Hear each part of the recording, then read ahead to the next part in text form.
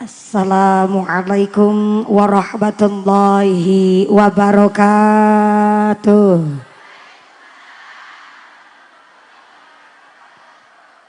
Bismillahirrahmanirrahim. Alhamdulillah. Alhamdulillahi rabbil alamin. Wassalatu wassalamu ala asrafil anbiya wal mursalin wa ala alihi wa sahbihi ajma'in. Allahumma salli ala sayyidina Muhammadil fatih lima ughliq wal khatimi lima sabaq nasiril haqqi bil haqq wal hadi ila siratikal mustaqim wa ala alihi haqqa qadrihi wa miqdarihil azim. Amma ba'd. Hadaratal muhtaramin wal mukarramin, para alim, para ulama, para asatid wal ustadzah yang kami hormati dan yang kami muliakan. Wabil akhos kepada akhinal kiram, Ketua MWCNU Kecamatan Banjarsari yang kami hormati dan yang kami taati fatwa dan juga dawuh-dawuhnya. Wabil akhos kepada sadayakna para ajengan yang tidak bisa kami sebut asma karimnya, tidak mengurangi rasa takzim kami yang kami hormati dan yang kami cadong barokah ilmuna. Wabil akhos kepada Bapak Bupati Ciamis yang dalam hal ini diwakili oleh Bapak Asda II yang kami hormati dan yang kami muliakan. Wabil akhos kepada Forum Komunikasi Pimpinan Kecamatan Banjarsari. Wabil akhos kepada Bapak Dr. Andes Haji Dedi Iwa selaku Camat Kecamatan Banjarsari beserta Ketua Tim Penggerak PKK Kecamatan Banjarsari yang kami hormati dan yang kami muliakan. Wabil akhos kepada Bapak Kapolsek dari sektor Kecamatan Banjarsari beserta anggota yang kami hormati dan yang kami muliakan. Wabil akhos kepada Bapak Dan Ramil atau yang mewakili dari Koramil Kecamatan Banjarsari beserta anggota yang kami hormati. Wabil akhos kepada sadayana aparatur pemerintah Desa Cibadak. Wabil akhos kepada Bapak Margo Suwono selaku Kepala Desa Cibadak beserta Ketua Tim Penggerak PKK Desa Cibadak beserta perangkatnya. Bapak Sedes, Bapak Kardus, Bapak Ketua Kemde, Bapak Ketua BPD, Bapak Kaur, Bapak Kaum, Bapak RW, Bapak RT di Desa Cibadak yang kami hormati dan yang kami muliakan. Moga-moga berkahna pangkat menjadikan maslahat dan nambahi manfaat. Allahumma. Wabil akhos kepada Bapak Ibu anggota DPRD Kabupaten Ciamis yang tidak bisa kami sebut asma karimnya, tidak mengurangi rasa takdim kami yang kami hormati dan yang kami muliakan. Wabil akhos kepada Ibu Nyai Hajah Maryamah selaku Ketua PAC Muslimat Kecamatan Banjarsari yang kami hormati dan yang kami muliakan. Wabil akhos kepada Ketua PAC Fatayat Kecamatan Banjarsari yang kami hormati dan yang kami muliakan. Wabil akhos kepada keluarga besar Gerakan Pemuda Ansor PAC Kecamatan Banjarsari, rekan-rekan Banser dan Denwatser yang kami muliakan. Wabil akhos kepada seluruh keluarga besar Muslimat Nahdlatul Ulama Ranting Cibadak. Saya minta tepuk tangan dulu dong untuk Ketua Panitia dan Muslimat Ranting Cibadak. Mudah-mudahan seluruh keluarga besar Muslimat Nahdlatul Ulama di desa ataupun kecamatan Banjarsari selalu ditetapkan imannya, ditetapkan Islamnya, ditambahkan ihsannya, diberikan sehat walafiat, mawaddah warahmah wasakinah, sumrambah kepada kita sadayana para jamaah. Allahumma. Wabil akhos kepada para agnia, para donatur, Oge Ibu Hajah Tini Bama yang kami hormati dan yang kami muliakan, dan seluruh warga masyarakat di Desa Cibadak, keluarga besar Persis, keluarga besar Muhammadiyah yang ikut menyokong pengajian hari ini, mudah-mudahan juga selalu diberikan iman Islam ingkang kuat. Amin Allahumma. Sadayana para tamu undangan yang berdiri nangtung ngadeg, muga-muga imana nu jejeg, nu pada linggih lenggah geliasah, nu ahli ibadah. Nu lagi sakit ilang sakitna, nu lagi meriang ilang meriangna, nu lagi mumet ilang mumetna, nu lagi lara mata ilang larana. dikasih sehat walafiah, diberikan ghirah semangat ibadah Allahumma. Santriwan santriwati jombloan jomblowati, Mbah Kakung Mbah Putri nu prawan-prawan muga-muga enggal ngagaduhan salaki, nu bujang-bujang enggal payu rabi. Moga-moga nu mbah-mbah aki-aki nini-nini duda-duda randa-randa enggal uli ganti, nu sepuh-sepuh moga-moga enggal angkat haji. Amin Allahumma. Sadayana para tamu undangan, para bapak haji, bu hajah, para calon haji, para calon hajah, hadirin hadirat ma'al muslimin wal muslimat rahimakumullah. Sallu ala Nabi Muhammad.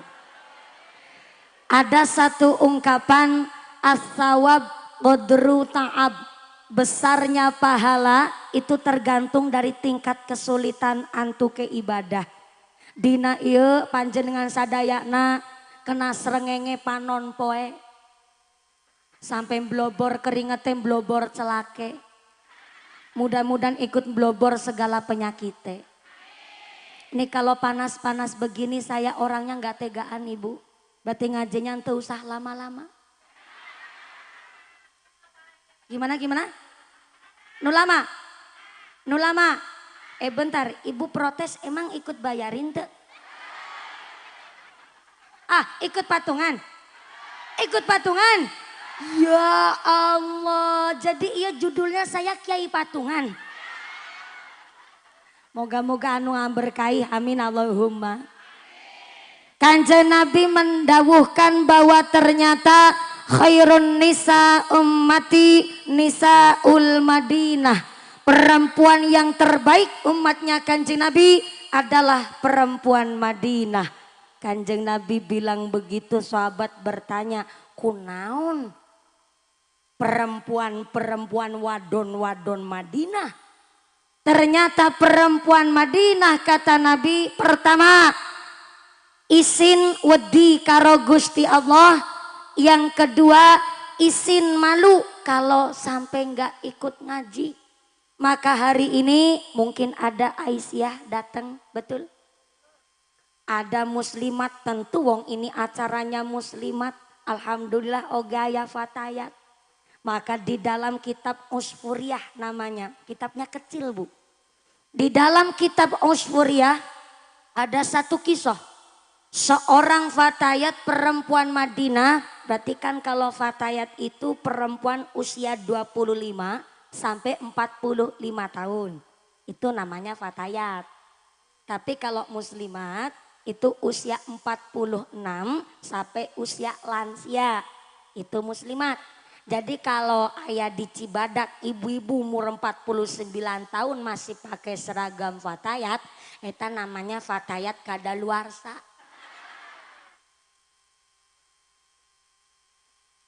Fatayat expired. Ternyata di kitab Usfuriyah diriwayatkan ayah seorang fatayat, bapak ibunya telah meninggal dunia, wafat sedo, dan satu ketika sang fatayat ini sedang tidur bermimpi ayah ibunya yang telah meninggal dunia di akhirat tempatnya berbeda. Bapak namanggon di sorga tapi ibunya berada di dalam neraka. Sang fatayat pun terheran-heran, kenapa kok bapak ibu saya di akhirat tempatnya berbeda? Bapaknya di dalam sorga wajahnya cerah, wajahnya sumringah dan sambil megang ceret. Punten sebelah kanan, assalamualaikum. Ibu tahu ceret ente? Ceret itu wadah air, wadah cai. Cara sini nyebutnya teko. Kalau di tempat saya mah teko nu kecil, ceret nu gede. Mumpuni iya teko. Pak Kiai ceret. Loh ceret isinya banyak bu, isinya seueur. Kalau buat naruh air 15 gelas aja masih lebih banyak air. Tapi kalau teko mah isinya pas-pasan. Orang buat nuangin air 5 gelas bae udah ketelasan ketongan banyu. Makanya bunyinya teko sama bunyinya ceret beda. Kalau teko ngisi air ke gelas bunyinya itir-itir. Tapi kalau ceret bunyinya otor-otor. Jadi kalau mumpuni itir-itir Pak Kiai, bukan saya yang bilang Kiai, nih sebelah kanan nih. Shallu ala Nabi Muhammad. Ternyata ayah sang fatayat di sorga megangnya megang ceret. Tapi sebelum lanjut begini, kotak infak nusante wae ibu. Tadi saya udah bilang sama muslimat, besok-besok lagi kalau di majelis taklim, ketika ada solawat, jangan langsung keburu kotak infaknya muter. Kita hikmat dulu baca solawat. Nanti yang mandu ngisi kotak infak adalah mubaligh atau mubalighahnya. Termasuk nanti kita akan coba kalau mubalighnya yang mandu baca solawat sambil narik infak. Itu akan lebih akadnya jelas. Maaf Kiai, guru kami tuh titip pesan sama saya. Sodakoh saya pantu. Halo, sodakoh saya ente. Saya. Tapi sodakoh no saya juga harus dari akad yang jelas. Kita muslimat emang biasa bu ditarikin sodakoh. Tapi tiba-tiba kotak muter. Malah kotak infaknya ditanggor-tanggorin dengkul. Dek, dek. Yang mau ngasih sodakoh bingung. Ini duit sodakoh tujuannya mau buat apa? Tapi kalau udah dijelasin terlebih dahulu, akhirnya hati nu ikhlas. Oh, mau buat kemaslahatan muslimat. Oh, mau buat nyantunin anak yatim. Yang tadinya mau ngasih 20.000 kan jadi ngasih 150. Jadi ngajinya nu santai wae nya. Mohon, ini kira-kira ngajinya nanti selesai jam sabaraha ibu? Jam berapa? Jam hiji. Ya Allah, berarti nggak sholat duhurnya 1:30? Ya Allah, saya naik jam 10 lebih 1/4, turunnya jam hiji. Berarti ngajinya 3 jam 1/4. Bentar saya mau cari pembelaan dulu. Pak Camat rawuh ente bu? Dateng Pak Camat. Yang mana piainya Pak Camat? Ati pengker, oke. Romo Kiai non sewu, kula badhe nyun piterang Pak Kiai. Kalau di Kecamatan Banjarsari, aya mubaligh ceramah sampai 3 jam 1/4. Aya Kiai.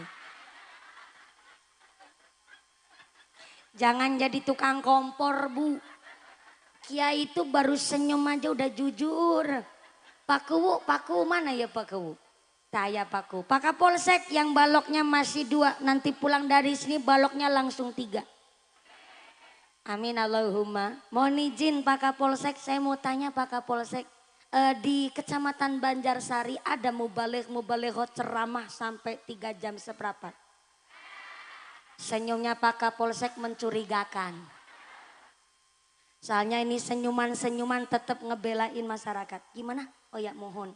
Jadi di Banjarsari ayah Kiai ceramah 3 jam 1/4. Ayah Kiai saha?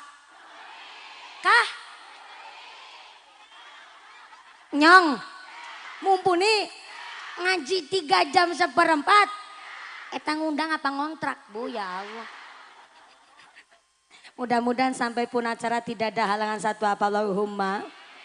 Sang fatayat di dalam mimpinya ternyata melihat ayahnya di sorga, wajahnya cerah, wajahnya sumringah, happy-nya luar biasa karena manggon di sorga sambil pegang ceret. Ceret bukan sembarang ceret, ceretnya ceret sorga, isinya air sorga yang manisnya melebihi madu, putihnya melebihi susu, wanginya melebihi minyak kasturi, wanginya luar biasa. Dan ternyata sangat kontra karena ibunya tidak manggon di sorga, tapi manggonnya di neraka.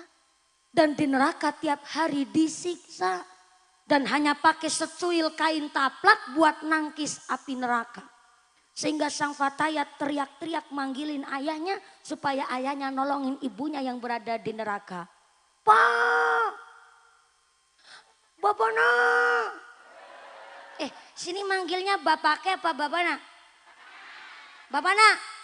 Hah, bapana saha? Apa bapana budak? Pak! Bapana!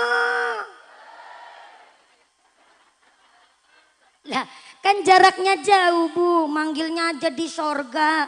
Akhirnya sang Fatihah teriak-teriak. Orang darurat itu kan mestinya teriak-teriak Bu. Ada sopir truk bawa muatan, naik jembatan mundur lagi. Pasti yang diteriakin, toh, ganjil toh. Toh, ganjil toh. Demikian sang Fatayat Bu. Di dalam mimpinya sang Fatayat dia teriak-teriak manggil ayahnya untuk nolongin ibunya. Tapi ternyata bapaknya dipanggil oleh anaknya. Denger. Tapi nggak mau nolong istrinya sendiri. Cuman mesem aja. Sehingga sang Fatayat di dalam mimpi ngebatin. Ya Allah.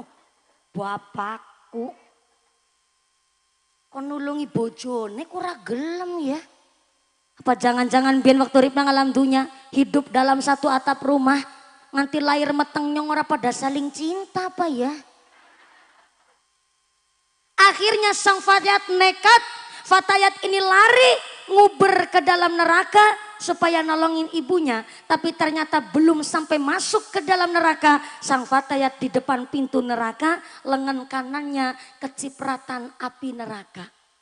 Gegara mimpi kecipratan api neraka, sang Fatayat ini terbangun dan setelah bangun malah tangan kanannya sengkleh. Ibu tahu sengkleh itu apa ya? Sengkleh ini apa kah? Ngampleh.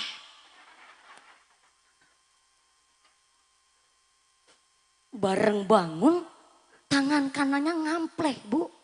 Sing akhirnya ia Fatayat lari ke rumah Kanjeng Nabi minta pertolongan supaya didoakan cepat sembuh. Ketika Kanjeng Nabi berdoa, sang Fatayat lengan kanannya langsung sembuh seketika. Setelah sembuh, sang Fatayat cerita kepada Kanjeng Nabi apa yang terjadi di dalam mimpinya. Sehingga Kanjeng Nabi menyimpulkan dalam satu kalimat, ternyata bapak ibunya sang Fatayat berada di tempat yang berbeda karena dulu waktu hidup di dunia tinggal dalam satu atap rumah, amaliyahnya berbeda. Suaminya senang sodakoh tapi istrinya pelit medit bedidil bakhil, kucirnya jelantir kayak upil kudanil. Saben suaminya mau sodakoh, istrinya negor. Sodakoh terus. Nambah dadi kuli be kemaki. Gak usah nyantunin anak yatim. Kelingan anaknya dewek pitu. Dadi wong kabeh langkasi dadi cempek. Dadakan sodako bocah yatim. Merasa sodako karo randa. Bojone si urip. Setiap suaminya mau sodako pasti istrinya negor Bu. Yang akhirnya suaminya manggon di sorga tapi istrinya berada di neraka. Ngapain megangin secuil kain taplak buat nangkis api neraka? Itu taplak berasal dari mana? Ternyata eta seorang ibunya Fatayat dulu di dunia walaupun pelit tapi pernah sodakoh. Sodakohnya adalah pernah ngawontenaken hajatan tapi adalah souvenir oleh-olehnya buat yang pada kondangan bentuknya taplak. Nah ikhlasnya cuman sodakoh taplak. Akhirnya di neraka eta taplak buat nangkis api neraka.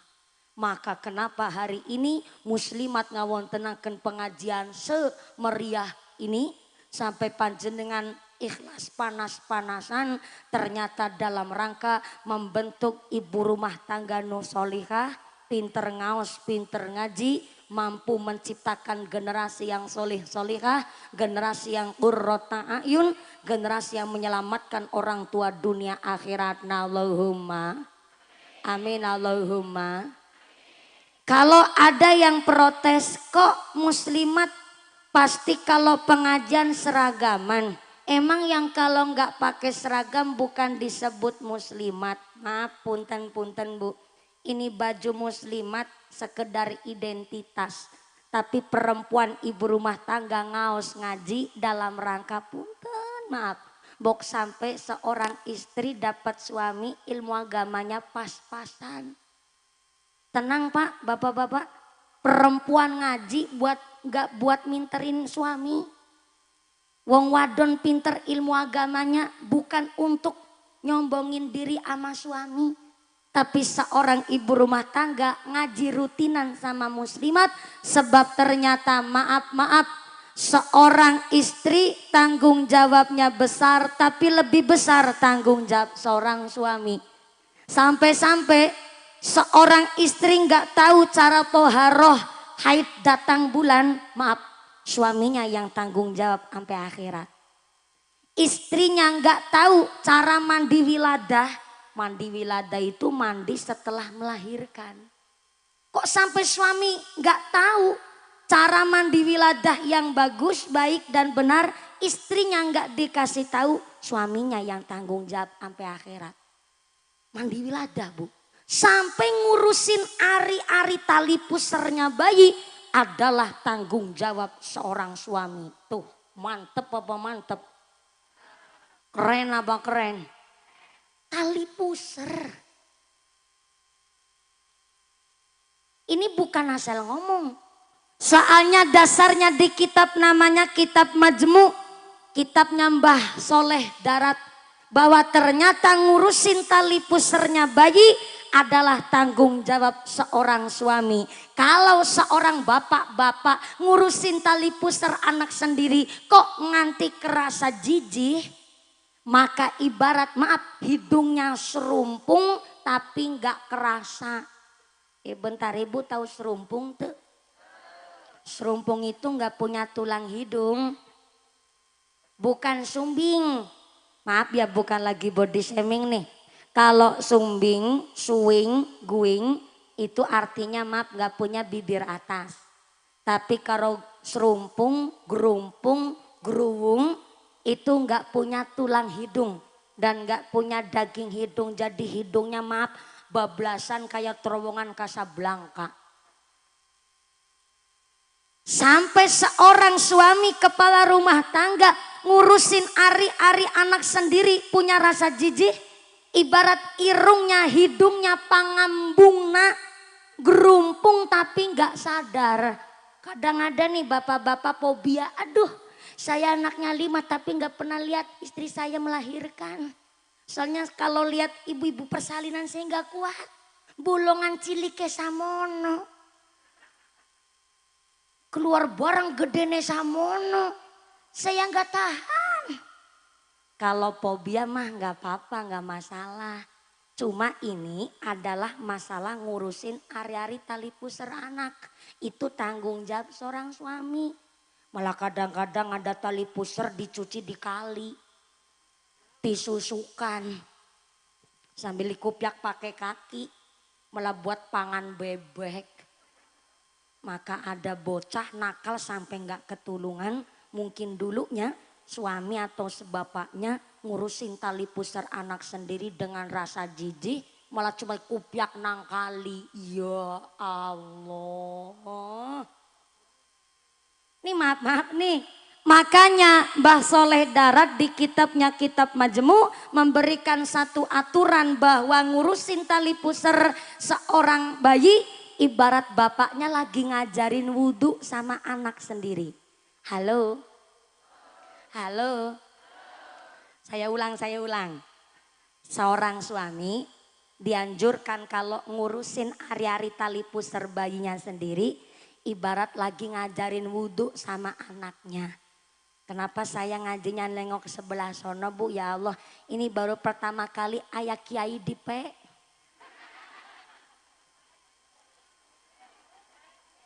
Baru pertama kali ayah kiai dijemur. Tiji badak wungkul.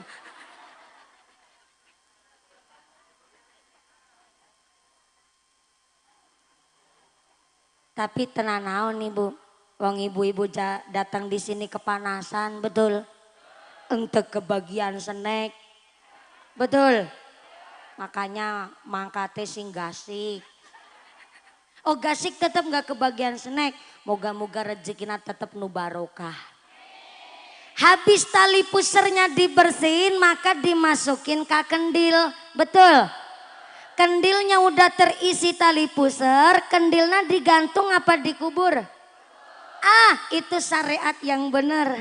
Soalnya ada di satu daerah tali puser di dalam kendil ini dicantelin di payon, di atap rumah. Alasannya dukun bayi ngomong begini, pada digantung tapi kan kendil itu terbuat dari lemah, dari tanah, sama-sama dikubur dong. Tetap syariatnya karena tali pusar adalah anggota bagian tubuh kita, tetap kayak dikubur, dikebumikan bagaikan mengebumikan seorang mayit. Jangankan tali pusar bu, nih motongin kuku syariatnya kata Syekh Abdul Qadir Al-Jailani di dalam kitabnya yaitu kitab Ghunyah, motongin kuku harus hari Jumat, disunahkan sih bu, tapi sesuai kebutuhan. Motongin kuku disunahkan harinya hari Jumat. Dilemeki bahasa Sundanya dilemeki naon? Kakak?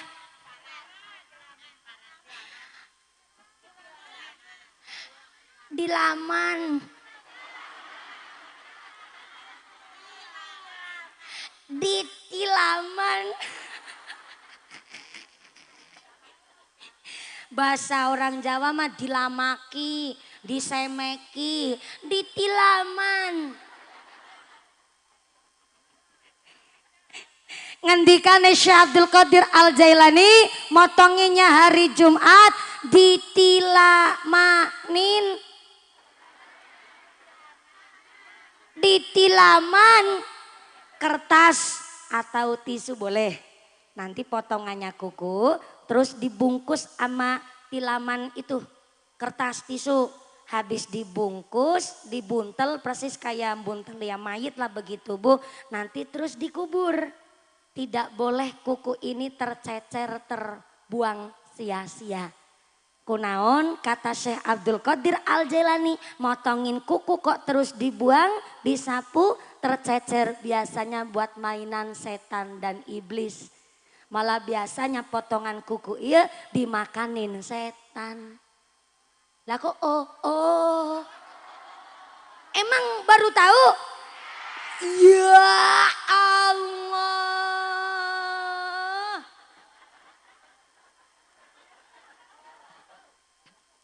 Memang maaf ya, kelihatan sepele ya bu ya. Tapi kata Syekh Abdul Qadir Al-Jailani, ada keluarganya gerungsang. Padahal sholatnya nggak ketinggalan, baca Qur'annya juga lancar. Tapi suami istri pasea, wae. Tukaran terus, padu terus. Diantaranya motongin kuku tapi tercecer sembarangan. Buat mainan setan ataupun jin iblis atau sampai dimakan oleh setan itu tadi. Maka punten-punten maaf, secara filosofi begini, sama anggota badan sendiri wae ente menghormati, apalagi sama orang lain. Begitu artinya secara tasawuf.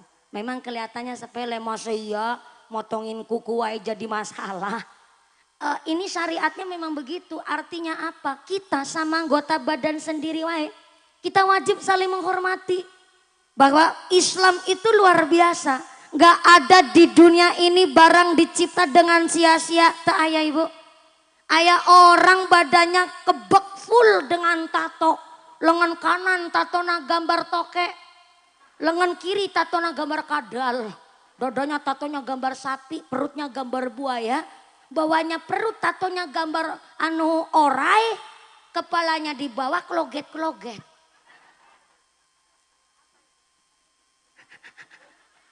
Ya orai kloget-kloget kan pantes bu, namanya orai. Tahu orai ente? Ula. Iya orang Sunda bukan sih? Ayah Sunda, ayah Jawa. Alhamdulillah bita tiasa bahasa Sunda bu, tiasana cuma salit-salit wungkul. Selalu ala Nabi Muhammad.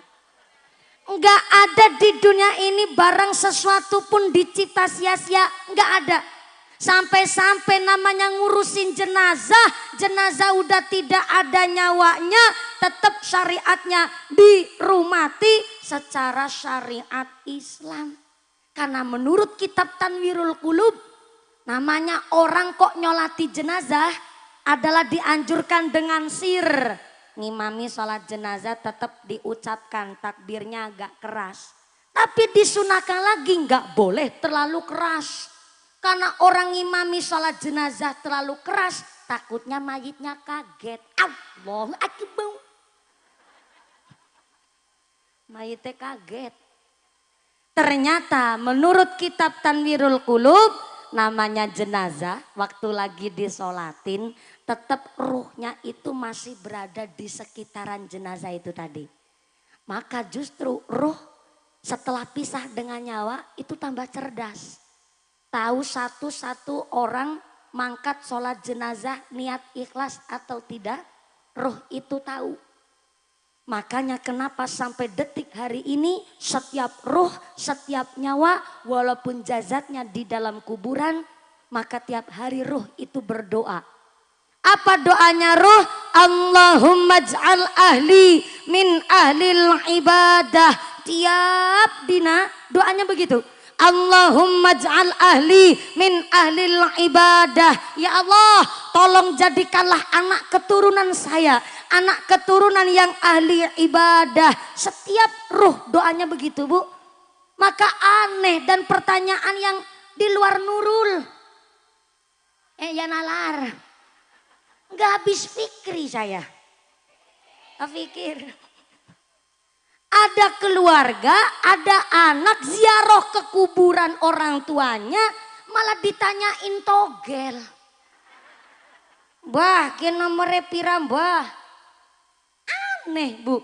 Orang yang di kuburan saja sedang berdoa, maka yang hidup berdoa, yang mati tetap berdoa. Cuma bedanya orang yang masih hidup, doanya ada kesempatan diijabah dan setiap doanya menjadikan ganjaran. Tapi kalau orang udah mati, ada kesempatan doanya diijabah tapi tidak mendapatkan ganjaran. Maka kenapa Bapak Ibu? Kula panjenengan sedaya sebagai orang tua muslimat ini udah sepuh-sepuh nih. Betul nih, ada usia 68. Lagi kipasan pakai bekas kardus. Mbak sepuh ikut muslimatan. Kenapa yang sepuh-sepuh tetap ngaji? Karena yang tua ini paham. Orang tua ngebesarin anak gak ngarep-arep hartanya anak, gak ngarep-arep pangkatnya anak. Sebab wong tua hiji bisa ngerumat anak salapan, tapi anak salapan belum tentu bisa ngerumat wong tua hiji.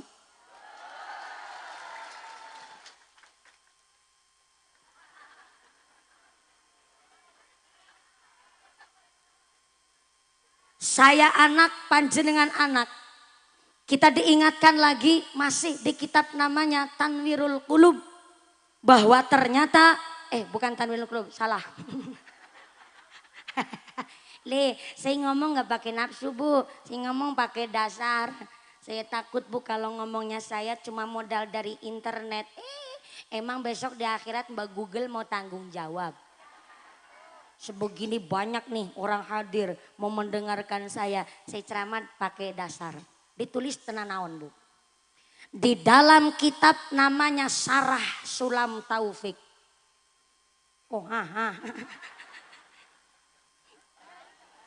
Ibu nih saya ngomong mantep, Ibu. Masih aja nggak percaya sama saya. Nih saya ngomong lagi ancang-ancang, kuda-kuda, soalnya mantep banget nih saya ngomong. Di dalam Syarah Sulam Taufik. Sulam Taufik itu lebih ke cerita masalah bab aturan toharoh yang benar. Tapi ini di sarahnya. Di dalam Syarah Sulam Taufik dijelaskan apabila orang tua meninggal dunia, wafat sedo, kok masih ninggal utang, baik ninggalin utang janji atau utang duit. Yang kedua, masih meninggalkan wasiat janji nazar. Yang ketiga, dulu hidupnya pernah sugih, tapi sampai matinya belum naik haji, maka warisannya belum bisa dibagi.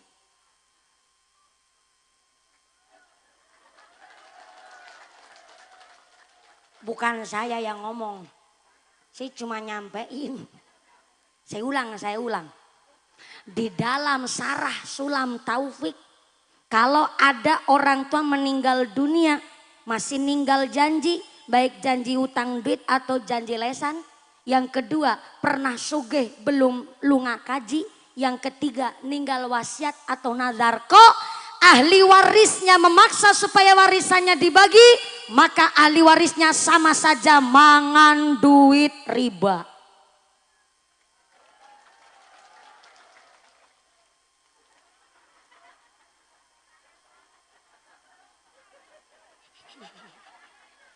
Kenapa saya menyampaikan begini? Saya anak jenengan anak-anak di zaman sekarang ini taunya dan mengerti kalau orang tuanya mati ya warisannya dibagi. Ayah orang di dia begitu. Ayah hanya gegara rebutan warisan sama saudara kandung pada pasea sampai tahunan. Di jalan kepapasan gak takon-takonan. Sampai tahunan gak saling sapa hanya gara-gara rebutan warisan. Ayah orang sini begitu. Ayah angkat orang nak angkat.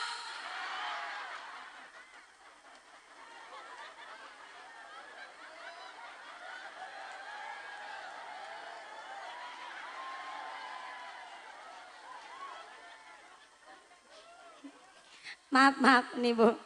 Soalnya begini ya. Maaf punten. Loh, kok orang tua yang punya utang anak yang harus kepradahnya rutangin? Maaf nih ya. Banyak orang tua ada butuh dana banyak, mau utang sama anak itu nggak enak. Takut dipendelikin anak mantu.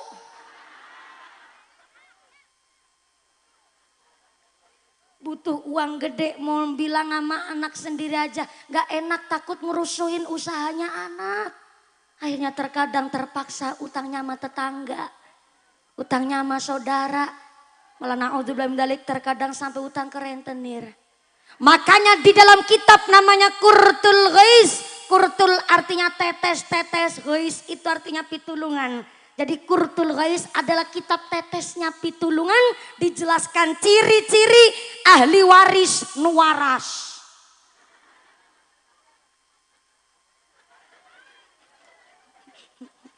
Saya ulang. Ciri-ciri ahli waris nuwaras. Emang ada ahli waris gak waras? Ayah wae. Cuma nerimanya warisan. Tapi kalau masalah utang orang tua gak ikut campur. Ada aja orang begitu. Ada Bu? Maka maaf ya. Masih di Sarah Sulam Taufik. Kalau ada orang cuma terima beres nerima warisan. Tapi masalah utangnya orang tua gak mau ngelunasin. Maka walaupun dapat warisan banyak, gak mungkin sampai anak ke-7 turunan. Jangankan sampai 7 turunan, baru meteng awe warisannya udah habis. Iya, itu gara-gara ciri-ciri warisan yang gak berkah. Gara-gara orang tuanya masih banyak tanggungan, janji-janji belum dilunasin oleh anak, maka warisannya gak berkah walaupun warisannya banyak. Maka menurut kitab Qurtul Ghais, ciri-ciri ahli waris nuwaras kaping hiji. Nyaeta, weh kayak orang Sunda banget yang ngomong. Kaping hiji nyaeta mau melanjutkan tali silaturahimnya orang tua.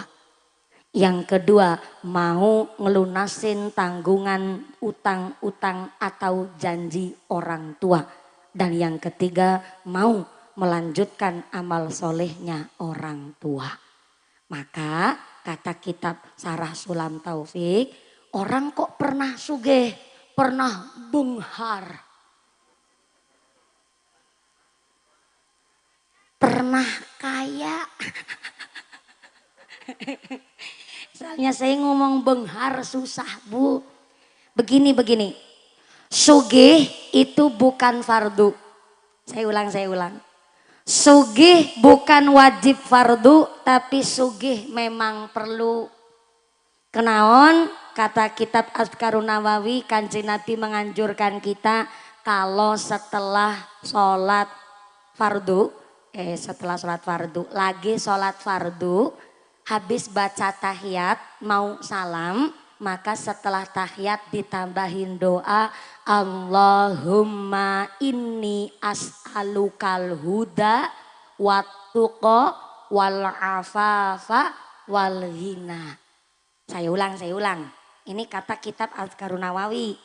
Setelah sholat, bukan setelah, lagi sholat fardu, baca tahiyat selesai, sebelum salam, maka ditambahin doa, Allahumma inni as'alukal huda wattuqa wal afafa wal ghina.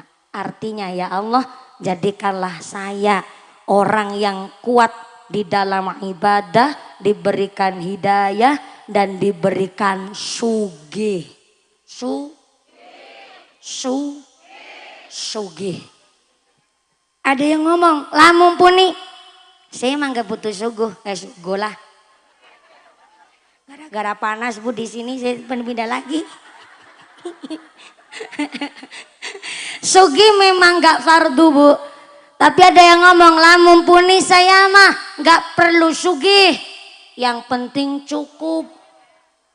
Buat ngaji cukup, buat anak sekolah cukup, nyarutang, buat belanja, buat shopping, buat naik haji. Itu namanya egosentrik. Apaan tuh egosentrik? Maaf ya. Ibadah itu enggak cuman sholat. Kalau ibadah cuman sholat namanya egosentrik. Ibadah individu cuma sama Tuhan doang. Itu namanya masih egois Bu. Kalau cukup loh ya. Cukup itu kan buat diri sendiri.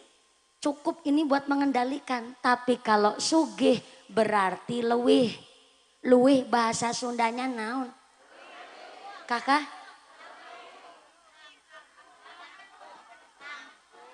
Langkung. Kalau orang rezekinya langkung, mudah-mudahan gara-gara rezekinya langkung bisa masihan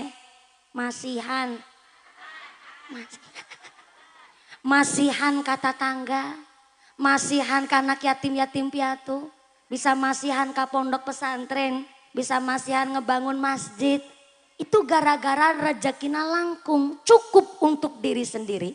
Tapi kalau langkung, moga-moga bisa ikut masihan kepada orang lain yang membutuhkan. Masih saya ngomong begini dibantah. Masihan ngenteni sugih. Kapan gone masihan?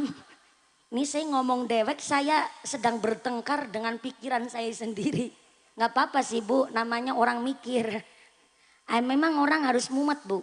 At-tafakkaru sa'atan khairu min alfi rakaatin. Wong gelem mumet mikir sesaat lebih baik ketimbang sholat sunnah 1000 rakaat. Istri dan suaminya di rumah mau gugoyonan bercanda 1 jam aja. Itu ganjarannya lebih besar ketimbang sholat sunnah 1000 rakaat. Orang sholat 1000 rakaat dengkul sampai lempoh Bu. Tapi suami istri bercanda 1 jam wae ganjarannya bagaikan sholat sunnah, bahkan lebih dari sholat 1000 rakaat. Alhamdulillah ya Allah. Tuh saya udah pintar bercanda, cuman can ngagadulan salaki Bu. Suaminya jing belum ada. Bapak-bapak juga namanya punya istri, jangan dianggurin. Ada istri di rumah lagi bengong diajak bercanda. Soalnya apa, banyak bapak-bapak bercandanya sama bakul kopi. Sama bakul kopi hahaha. Tapi kalau di rumah pada galak sama istri sendiri. Ada orang laki begitu? Ada. Berangkat orang nah.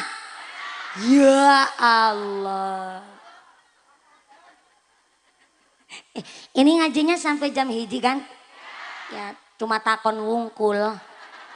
Ini berhubung ngajinya sampai jam hiji, ya alhamdulillah saya kedapatan amanah dari panitia. Karena ini amanah wajib saya sampaikan, begini amanah. Mumpuni uede kayak surat cinta. mumpuni ada kabar baik dan kabar buruk. Wih, ngudeni nemen ya. Kabar baiknya pengajian hari ini disengkuyung oleh seluruh muslimat Ranting Cibadak dan keluarga besar PAC Banjarsari. Alhamdulillah dapat dukungan dari Pak Kepala Desa yang titip amanah mari muslimat guyub rukun dengan seluruh keluarga besar organisasi yang ada di Cibadak. Tepuk tangan dulu dong, mantep nih mantep. Amanah yang kedua, kabar buruknya untuk ikut merewangi bahasa planet mana tuh? Ini mesti orang Jasun ini, Jawa Sunda. Dalam rangka ikut merewangi kemaslahatan muslimat Ranting Cibadak PAC Banjarsari, duit sodakoh infak jariahnya masih di dompet bapak ibu masing-masing.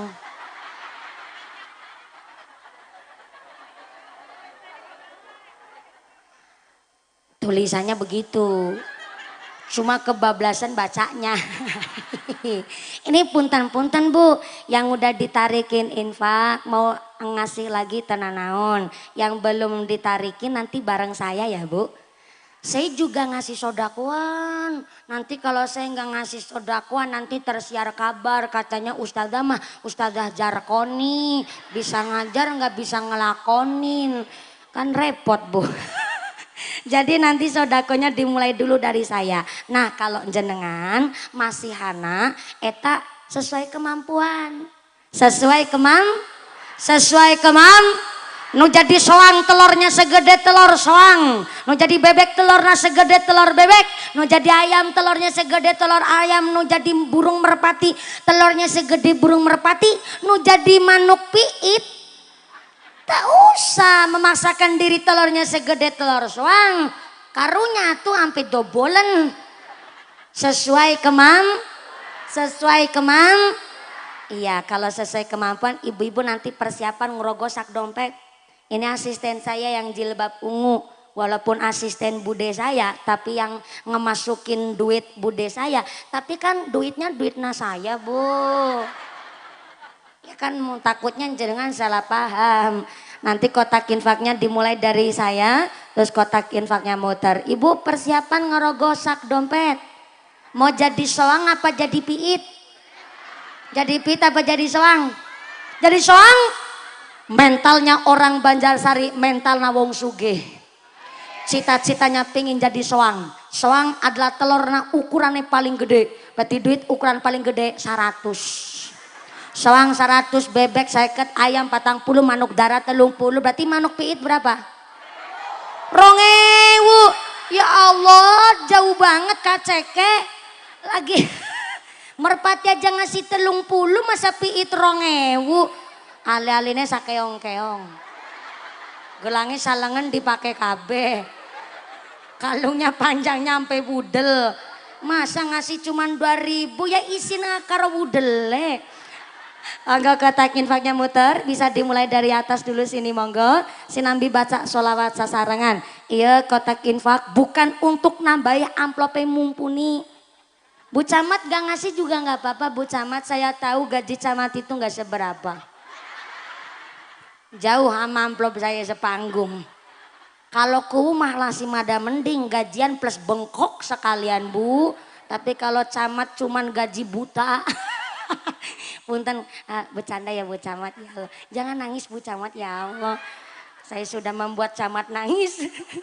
Mangga kotak infaknya muter sekali deh. Ini bukan untuk nambah amplopnya mumpuni, tapi mutlak untuk kemaslahatan kegiatan muslimat PAC Kecamatan Banjarsari. Mangga sinambi baca sholawat. Sallu ala Nabi Muhammad. La Allah sadiqul wadil amin. Amin. Banjarsari daerah berkah. Kota santri. Tak aya nu amin ya. Amin.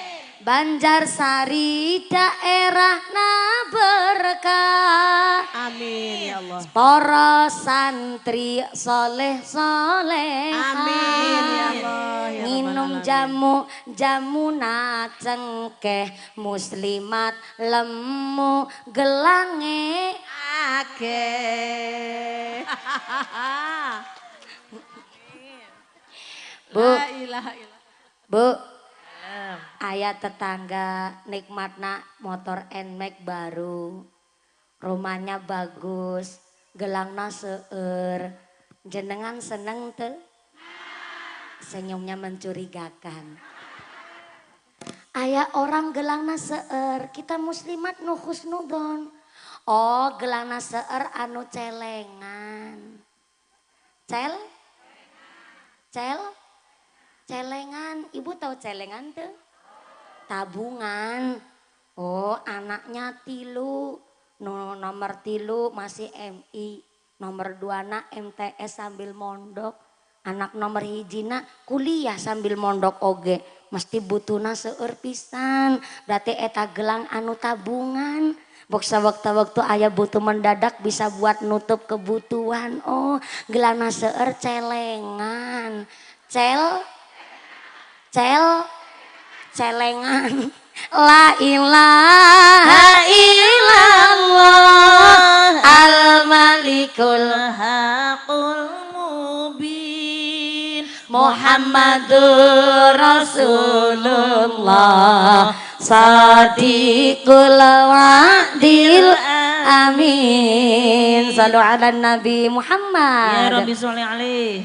Kotak infaknya tetap muter, ngajinya dilanjut buat efisien waktu nggih Bu nggih.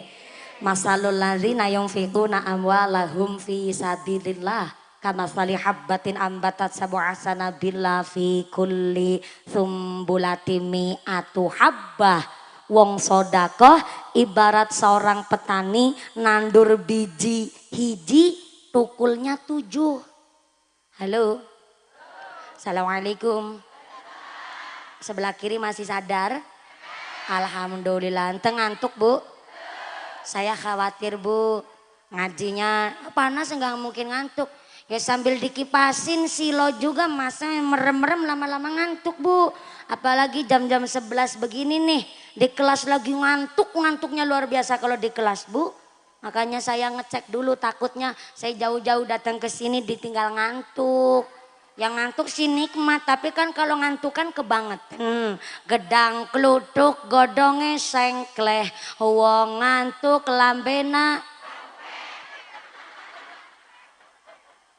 Gedang kluduk dimakan ular, wong ngantuk mangap karo. Pinter sampean. Salu ala Nabi Muhammad. Orang sodakoh ibarat petani nandur biji hiji tukulnya salaep. 7 berapa? 7 di sini apa? 7 ya. Kalau salapan sabaraha tuh? 9. Oh. Hiji 2 3 4 5 genep 7 8 salapan 10. Ya Allah baru ada nih Bu Nyai anu ceramah diajarin nama santrinya. Begini. Kenapa Gusti Allah menggambarkan orang sodakoh ibarat orang nanam biji hiji? Kenapa digambarkan petani? Petani itu Bu, setanam-tanamnya menjadikan sodakoh. Kata kitab namanya I'anatul Thalibin, halaman juz 2. Dan ternyata Kanjeng Nabi dawuh, afdolul mukasabi azura'atu. Afdolul mukasabi saapik-apike penggawean azura'atu seorang petani. Yang kedua pedagang. Yang ketiga adalah ahli atau profesi. Dan yang keempatnya barulah disebut abdi negara. Jadi lurah, camat, pejabat, DPR itu justru jabatan paling nomor 4. Masih lebih tinggi seorang petani. Tepuk tangan dulu dah. Ayah di sini DPR, ayah. Yang mana piayinya? Peci hidung. Yang koko putih. Berarti kalau ada DPR udah datang ke pengajian, bentar lagi mau pemilu. Saya mah tahu siasat politiknya DPR saya mah. Oh iya, Pak DPR langsung ngebela diri. Enggak, saya orang nggak pemilu aja saya senang pengajian begitu katanya. Ikhlas itu penggawean hati. Jadi ikhlas itu nggak bisa, maaf ya. Ada nih, Haji Bomo, Banjarsari Madiun, kasih sodakuan pengajian 7,5 juta.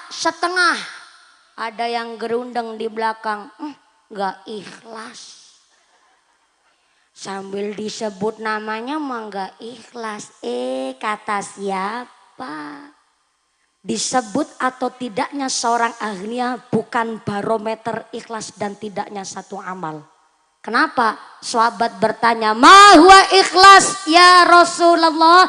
Ikhlas itu apa? Duh Kanjeng Nabi. Kanjeng Nabi menjawab, tapi terdiam, nggak bisa ngejawab apa-apa. Ditanya ikhlas Kanjeng Nabi kebingungan. Kanjeng Nabi ditanya ikhlas, Kanjeng Nabi cicing. Kenapa? Kanjeng Nabi pun bingung kalau ditanya ikhlas. Tapi setelah Kanjeng Nabi terdiam, Gusti Allah ngutus malaikat Jibril supaya mandap ke bumi, supaya ngebantu Kanjeng Nabi ngejawab apa itu ikhlas. Setelah dideketin nama malaikat Jibril, beberapa waktu kemudian Kanjeng Nabi menjawab, ikhlas adalah fahuwa amal yuqbalullah. Saya ulang. Ikhlas adalah fahuwal amal yuqbalullah. Setiap penggawaian amal yang diterima oleh Allah adalah perbuatan yang ikhlas. Berarti sholat kita, puasa kita, zakat kita, sedekah kita diterima atau tidaknya gak kelihatan, Bu. Memang ikhlas itu adalah penggawaian hati. Maka mohon maaf kalau saya udah suudon nama Pak DPR. Namanya Pak DPR siapa? Pak Marcel, alhamdulillah. Saya juga kalau pengajian sering dapat Marcel. Marcel buah.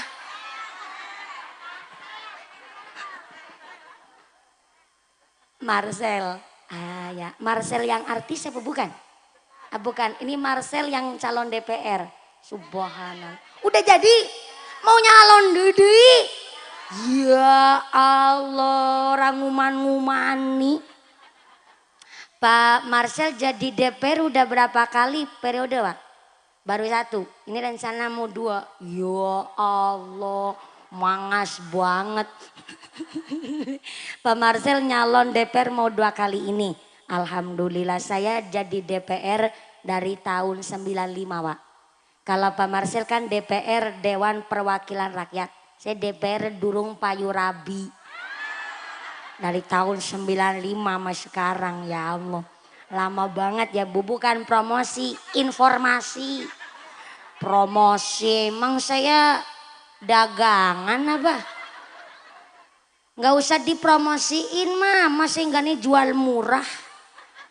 Yang ngantri mah seueur Bu.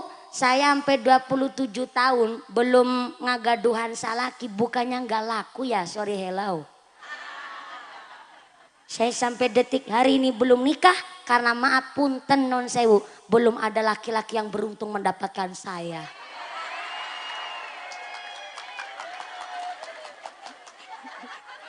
Nih muslimat kudu paham. Halo. Muslimat pinter ngaji, ngerti agama, bukan untuk merendahkan derajat suami.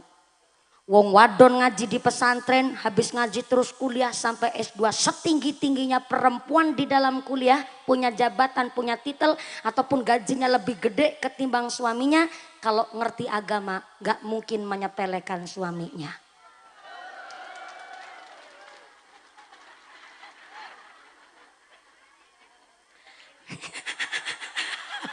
Makanya di dalam pernikahan ada yang disebut mahrul misli. Saya ulang. Di dalam pernikahan ada yang disebut mahrul misli. Ditulis tenan naon Ibu. Apa itu mahrul misli? Mahar yang disesuaikan dengan besar kecilnya patokan umumnya di kampung calon pengantin perempuan. Contoh nih, Pak Marcel udah nikah, Pak Marcel. Alhamdulillah udah ada pawangnya berarti. Aman gak bisa ngelirik-ngelirik saya. Begini Pak Marcel, saya mau tanya. Kalau di Banjarsari, Bapak dapil Banjarsari juga? Banjarsari terus? Purwadardi, Lakbok. Banjaranyar, Banjarsari, subhanallah. Orang nguman-ngumani temenanan gitu. Pak Marcel saya mau tanya, kalau di Banjarsari dapilnya Bapak, kalau mahar itu rata-rata berapa juta Pak? Oh, Pak Marcel bilang ambil begini Bu. Sesuai kemampuannya calon pengantin kakung. Oke. Kemarin saya bikin riset Bu di Kalimantan Selatan. Di Kalimantan Selatan itu ternyata mahar di sana rata-rata 1 juta guys.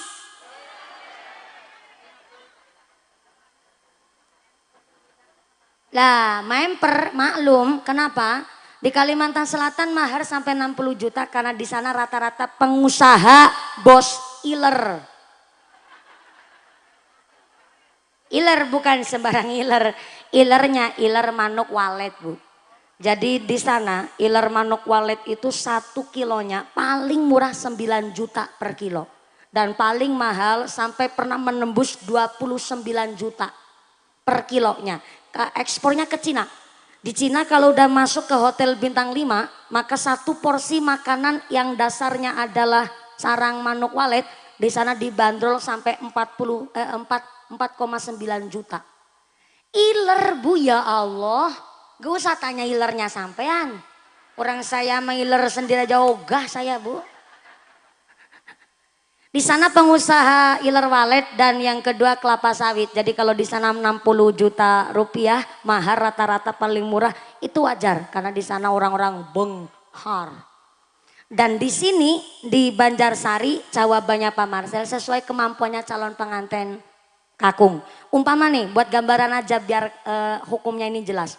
Kalau umpama nih di Cibadak mahar itu 5 juta umpama. Umumnya 5 juta. Berarti calon pengantin laki kalau mau dapat perempuan sini itu harus tahu nggak boleh terlalu mahal dan tidak boleh terlalu murah dari 5 juta. Kalau terlalu mahal atau terlalu murah dari 5 juta nanti hukumnya jatuh kepada makruh tanzih. Apa itu makruh tanzih? Makruh yang mendekati ke haram. Contoh anaknya cantik, bapaknya bilang, "Nih anak saya gede dur lencir kuning. Irungnya bangir meripaten belalak kulitnya putih, irungnya mincis lambene tipis. Saya mau denok, montok. Ini pakai kol-kolahku bro." Ini sebab anak saya cantik dan sekolahnya juga sarjana. Jadi kalau nggak 100 juta nggak saya lepas. Kayak dagangan sapi bayi ya Bu ya. Kalau nggak 1 juta nggak dilepas. Ini namanya makruh tanzih. Bikin standar terlalu mahal. Sampai 100 juta. Nanti malah Cibadak jadi perawan tua kabeh Bu. Kayak si ngomong ya Allah.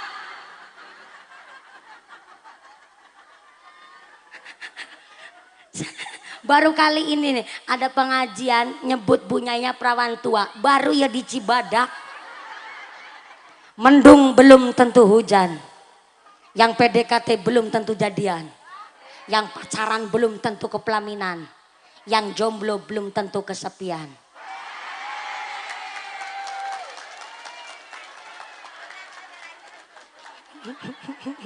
Baru kali ini ada jomblo sombong banget ya saya orangnya. Guyonan Bu, nikah itu kecil, ngerumatnya itu yang susah. Karena banyak orang siap menikah tapi tidak siap berumah tangga.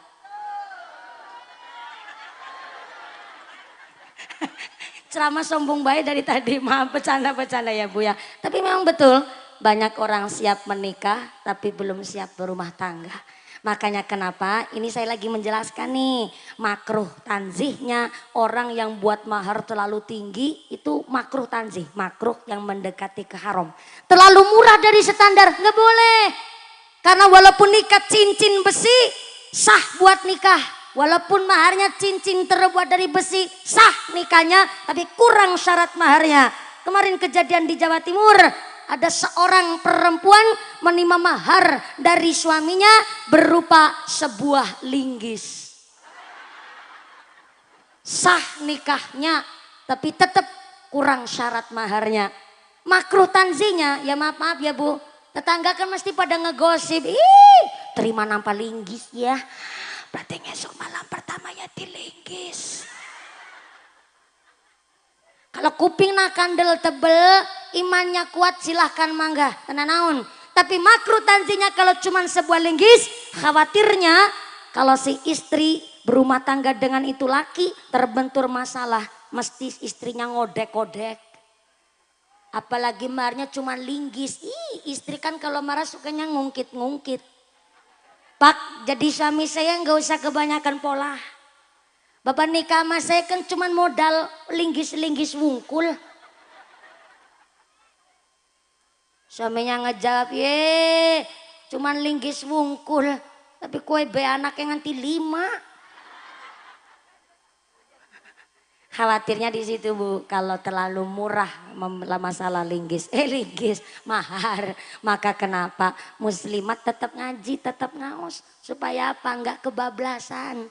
Orang perempuan secantik apapun, setinggi apapun titelnya, bahkan cari duitnya lebih pinter ketimbang suaminya. Tapi kalau ngerti agama gak mungkin menyepelekan suaminya. Maka alhamdulillah hari ini adalah pengajian Yaumul Ijtima. Mumpung bulannya bulan Dzulqa'dah. 1 tahun ada 12 bulan. Tapi ngendikannya Allah di antara 12 bulan aya 4 bulan nu istimewa. Kaping hiji nyaeta bulan ini. Bulan Dzulqa'dah. Yang kedua besok nih bulan Zulhijjah. Yang ketiga bulan Muharram. Dan yang nomor 4 eta bulan Rajab.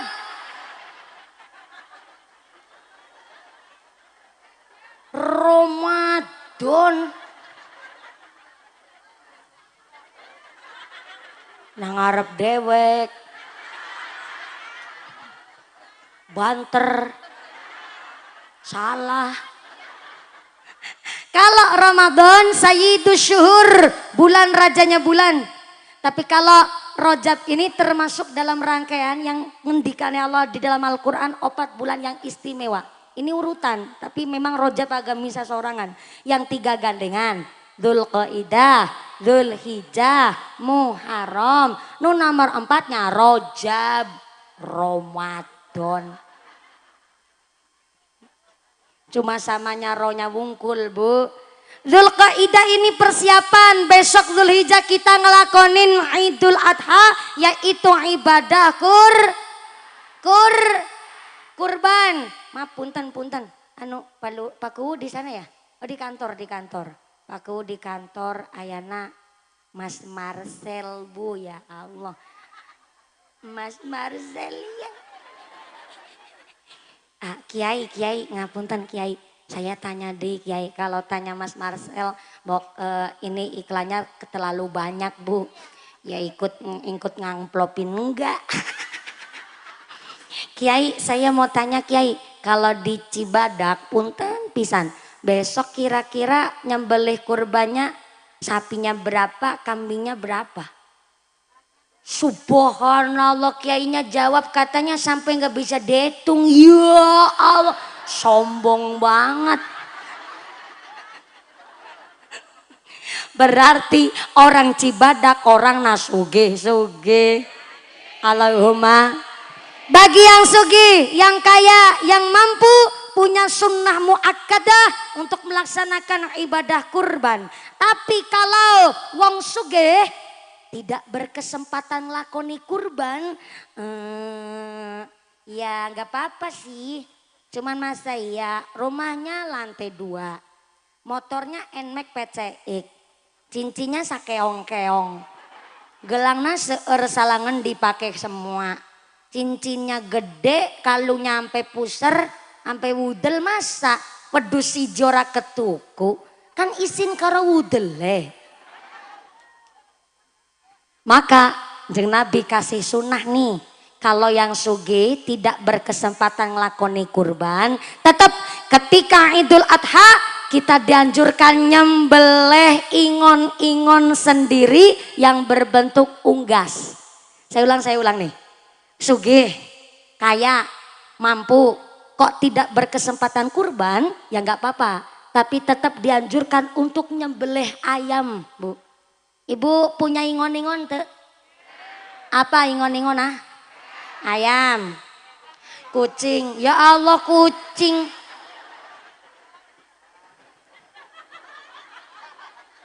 Kucing. Oh, Paku datang ya tenanawan Paku, alhamdulillah. Ini warganya sampean unik-unik banget Paku. Sudah bilang tadi kalau yang sugih belum berkesempatan kurban disuruh nyembelih ingon-ingon yang berbentuk unggas. Ibu punya ingon-ingon, punya apa? Kucing, ya bener sih. Tapi sudah kasih clue-nya tadi yang berbentuk unggas. Ibu mah ulangi lagi nih bapak-bapak, punten-punten. Oh bapak-bapak agak jarang lagi pada berangkat kerja. Hari Ahad tetap kerja Bu? Oh ya, oh di Jakarta. Berarti di sini lagi banyak janda-janda ya Bu ya? Oke. Punten Pak Ku kagungan gadah ingon-ingon apa mboten? Oh, gadah, napa ingon-ingone? Manuk. Subhanallah. Pak Ku ingon-ingone manuk.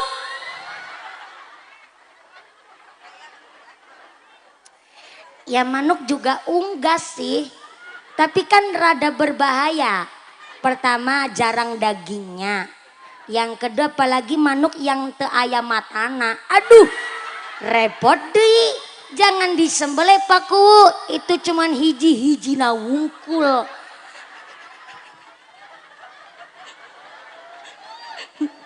Dah, biar nggak salah paham nih.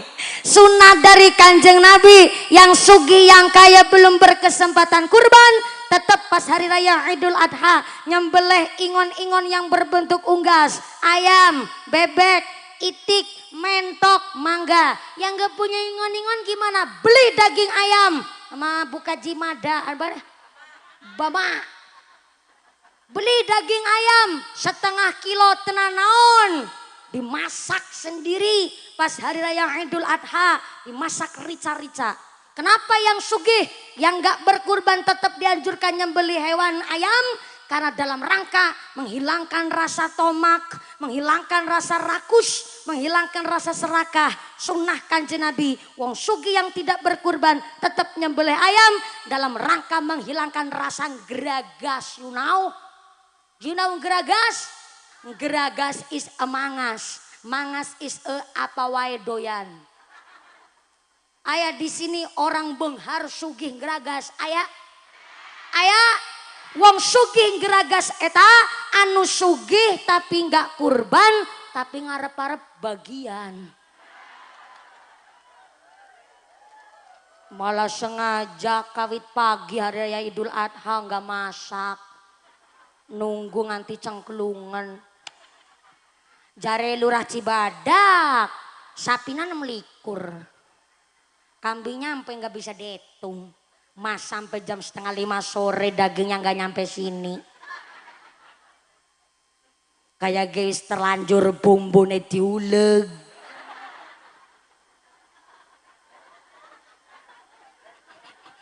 Sunduke sate disiap-siap nah. Batok tepes wis jadi areng. Masa sapi 6 likur tenepi-nepi. Eta namanya geragas namanya Bu. Makanya nih punten maaf. Kemarin di Cipari itu Cilacap perbatasan Jawa Barat Bu. Ada satu organisasi. Tapi bukan Persis, bukan NU, bukan Muhammadiyah. Entah dari organisasi apa. Tapi perlu kita antisipasi. Ada organisasi yang membolehkan menyembelih kambing satu boleh buat kurban sakeluarga. Ini lagi ramai organisasi begitu. Itu bukan Muhammadiyah, bukan NU, bukan Persis. Entah itu organisasi apa, saya nggak tahu. Atau sesat atau tidak, belum ada MU yang menjelaskan. Begini. Memang betul ada hadis riwayat At-Tirmidzi membolehkan dan meriwayatkan bahwa dulu Kanjeng Nabi pernah kurban embek kambing satu. diniatkan untuk sekeluarga. Dan seluruh umat Islam mendapatkan berkah dari Kanjeng Nabi menyembelih kurban kambing satu itu tadi. Tapi ini organisasi tidak tahu asbabul wurudnya. Kenapa Kanjeng Nabi membolehkan, atau bukan membolehkan, waktu itu pernah nyembelih kambing hiji diniatkan buat kurban sekeluarga. Asbabul wurudnya, sebab musababnya, karena waktu itu Kanjeng Nabi sedang keterjang pandemi. Persis kayak corona kemarin, Bu. Tapi lebih parah karena memang sampai banyak orang kaya langsung miskin sampai beberapa tahun sehingga Kanjeng Nabi tersisa embek tinggal hiji. Akhirnya embek hiji iya tetap dikurbankan oleh Kanjeng Nabi untuk menggugurkan sunnah muakadah. Seperti itu Bapak Ibu. Jadi akhirnya diniatkan oleh Kanjeng Nabi kurban embek hiji buat sakeluarga, bahkan Kanjeng Nabi ngendikan seluruh umat Islam mendapatkan berkahnya saya kurban embek hiji iya. Lah zaman sekarang udah nggak ada wong melarat Bu. Orang miskin zaman sekarang yang nerima BLT aja naiknya motor PCX.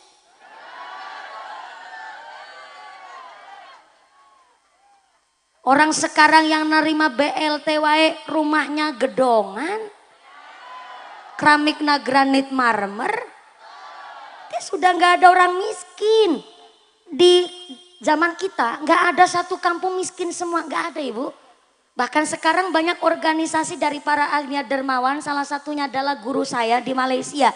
Beliau terkumpul dalam organisasi yaitu orang-orang yang sugih untuk mengirimkan dana untuk kurban di Afrika Selatan. Jadi di Afrika Selatan banyak sekali orang Islam yang sangat-sangat miskin dan kekurangan. Air saja di sana susah. Wudhu aja sekarang pakai airnya pas-pasan di Afrika sehingga ngirimnya daging sapi itu ke Afrika. Bahkan saya pernah dititipin langsung 2 ekor kambing dari Malaysia untuk disembelih di daerah yang kiranya maaf punten banyak orang miskinnya. Sekarang mau udah nggak ada orang miskin. Orang zaman sekarang transfer uangnya juga gampang, belinya juga gampang. Maka kenapa ini hadis kalau ditempatkan di zaman kita sekarang ini rada kurang pas. Karena zaman kita ini jarang orang miskin, makanya disunahkan yang sugih, yang kaya tidak berkurban, tetap nyembelih ayam daging sendiri supaya tidak mengharapkan kupon bagian. Seperti itu Bapak Ibu. Karena yang miskin adalah yang dituju menerima bagian daging kurban. Orang kaya kok dikasih bagian kurban itu bukan sodako. Itu namanya hadiah. Maka miskin kan gak punya kulkas. Halo? Halo? Miskin kan gak punya kulkas. Lah panitia kurban nuju sama yang miskin dagingnya nerima. Dengkule nerima. Sampai igane kepala sebuntut-buntutnya si miskin nerima. Nah kan gak punya kulkas. Kalau dimasak semua gak habis. Dimasihan ke tetangga. Tetangga juga sama-sama punya daging. Akhirnya oleh si miskin bagian daging kurban dijual. Diuangkan. Dicari kemanfaatannya hukumnya boleh. Bagi si miskin. Ibu nek yes, ini buat si miskin ibu. Oh yes segala. Saya ulang ya. Bagi si miskin ketika nerima bagian daging kurban. Kok ternyata saking banyaknya karena nggak punya kulkas. Mau dimasak juga malah mubadir. Akhirnya diuangkan dijual. Lebih manfaat akan digunakan uangnya. Maka hukumnya boleh bagi si miskin. Yang kaya menjual bagian daging kurban haram hukumnya. Kenapa haram? Contoh begini maaf ya. Memang gak dijual tapi si sugih nerima bagian nih. Idul Adha tahun 2021, likur telulikur sengaja disimpan di kulkas freezer. Ternyata buat modal hajatan.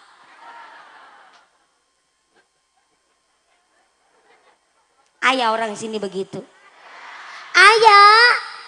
Ya Allah. Tapi kan gak dijual mumpuni. Iya gak dijual. Tapi sudah ada niat tuh. Mencari keuntungan. Biar hajatannya gak modal terlalu banyak. Digiling jadi bakso. Buat nyuguh tamu. Itu gak boleh bagi si kaya. Kecuali disimpan di kulkas freezer buat masak sendiri dan keluarga nggak apa-apa tuh. Tapi kalau sampai buat nyuguh tamu itu nggak boleh. Acara yasinan umpamanya nih, giling bagian daging kurban itu nggak boleh.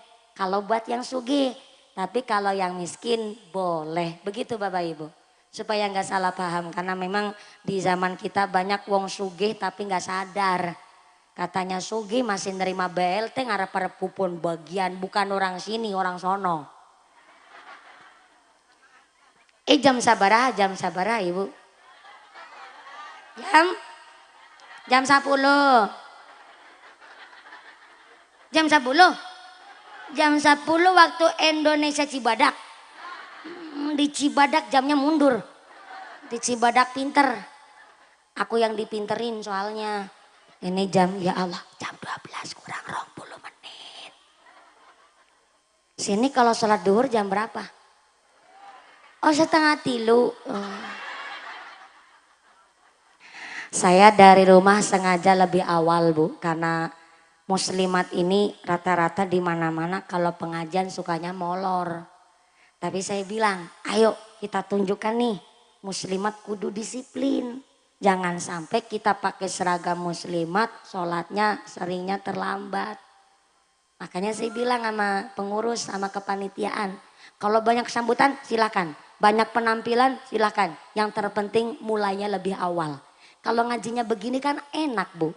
Saya naik jam 10 lebih 1/4. Ini jam 12-nya kurang 20 menit. Kan ngajinya banyak, padat. Akhirnya ngajinya juga ada ilmu. Gak cuman gugoyonan hahaha. Soalnya saya terkenalnya katanya ustazah lucu. Dari mana lucu saya? Orang begini serius sih ngomongnya. Serius banget nih saya ngomong. Dari tadi kan udah serius banget Bu. Jadi saya memang bilang, ayolah kita muslimat, kita rubah cara pengajian kita, yaitu kita lebih gasik. Yang kedua saya titip pesan, kalau mau narik sodako kayak tadi tuh, kan lebih tertata ya Bu ya. Jenengan juga tahu, oh ini saya mau sodako nih buat anak yatim nih.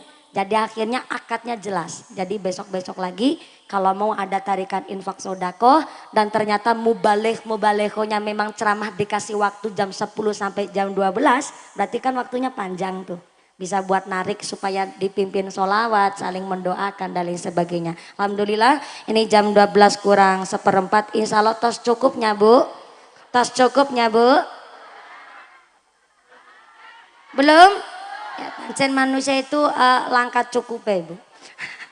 Tapi mohon maaf memang dari awal saya bilang bahwa hari ini pun banyak keluarga Muhammadiyah, keluarga Persis ikut ngaji. Betul Pak Bu? Ikut mendukung kegiatan kita acara muslimat luar biasa. Baru kali ini loh di Jawa Barat seguyup rukun ini antara Muhammadiyah, Persis dan NU. Tepuk tangan dulu dong buat muslimat kita yang mampu merangkul seluruh elemen organisasi. Maka mudah-mudahan pengajian hari ini. Sebentar Ibu berdiri mau pada kemana? Oh, kepanasan ya. Pengumuman dari akhirat. Barang siapa berangkat ngaji belum dipimpin doa gugupan uih ka bumi, maka suaminya nikah deui.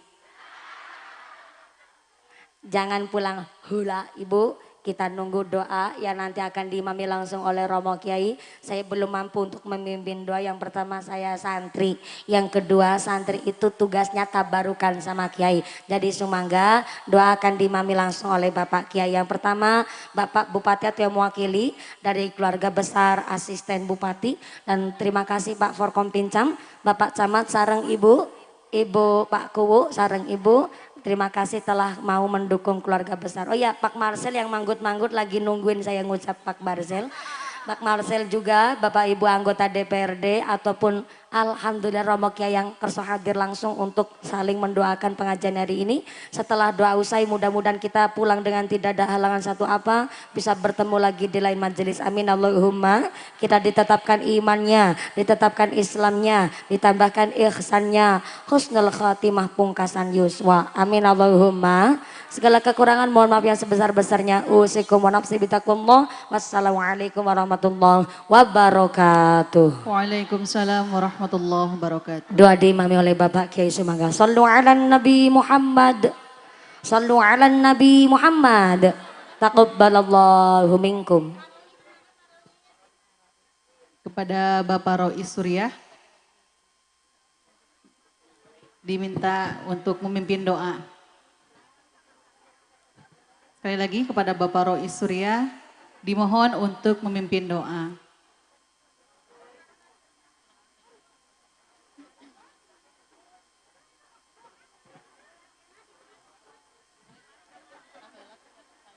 Terima kasih banyak kepada Al-Mukarramah Ustadzah Mumpuni Handayekti Esos yang telah memberikan tausiah-tausiahnya, semoga bermanfaat untuk kita sehingga kita bisa meningkatkan keimanan dan ketakwaan kepada Allah SWT. Acara yang terakhir yaitu doa yang akan dipimpin oleh Bapak Rois Surya. Kepada beliau kami persilahkan.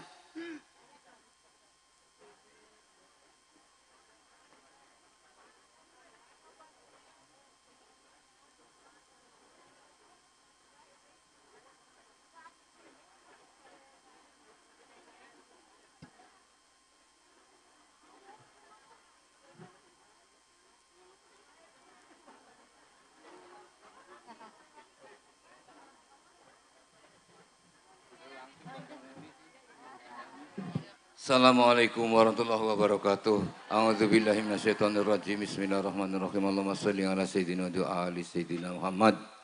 Sallallahu alaihi wasallam sayyidil awwalin akhirin santa baraka ta'ala kulli sadan sabir rasul ajma'in. Alhamdulillahirabbil alamin. Hamdan kafi mazidah.